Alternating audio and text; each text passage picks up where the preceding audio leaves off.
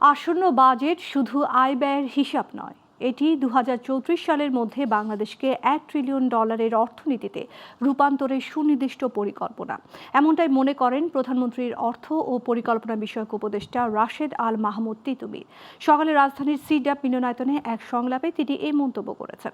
তিনি জানান, ভবিষ্যতে শিল্প সুরক্ষার জন্য গড়ে তোলা হবে জ্বালানি নিরাপত্তা। আর নারী উদ্যোক্তারা বলেন, ছোট করে দেখা যাবে না বাজেট আকাঙ্ক্ষাকে। বিস্তারিত শিউলি আক্তারের প্রতিবেদনে।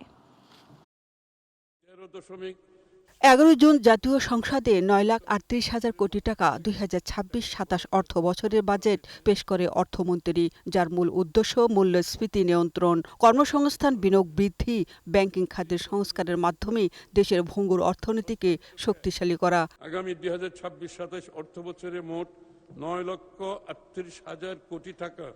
এমন প্রেক্ষাপটে বৃহস্পতিবার রাজধানীর সিডাপ মিলনায়তনে গবেষণা ও নীতি সমন্বয় র্যাপিড আয়োজিত বাজেট অর্থ বছরের 2026-27 অর্থনৈতিক প্রতিকূলতা মোকাবেলায় শীর্ষক সংলাপের আয়োজন করা হয়। কিভাবে রাষ্ট্র করছে সেই বিষয়গুলো আলাপ। এ সময় শিক্ষাবিদ রাশেদাকে চৌধুরী ও রুবিনা হক বলেন, ফ্যামিলি কার্ডের জন্য নিম্ন আয়ের পরিবার উপকার পাচ্ছে, তবে নতুন কর্মসংস্থান জরুরি।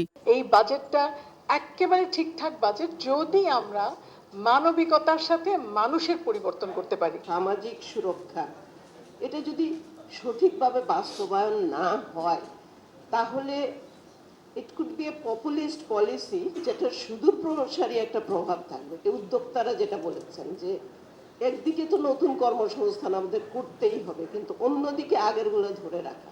তবে প্রধানমন্ত্রীর উপদেষ্টার মতে সরকার মানব সম্পদ, স্বাস্থ্য, শিক্ষা এবং প্রাতিষ্ঠানিক সংস্কারের দিকে মনোযোগ বাড়িয়েছে। শিল্পকে নিরাপদ করতে জ্বালানি নিরাপত্তাও গড়ে তুলতে হবে বলেও জানান প্রধানমন্ত্রীর অর্থ ও পরিকল্পনা বিষয়ক উপদেষ্টা।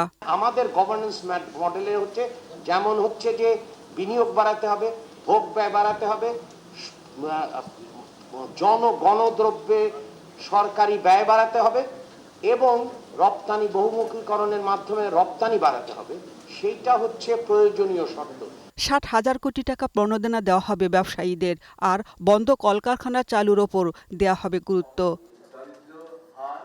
শিউলি আক্তার, গ্লোবাল টেলিভিশন, ঢাকা।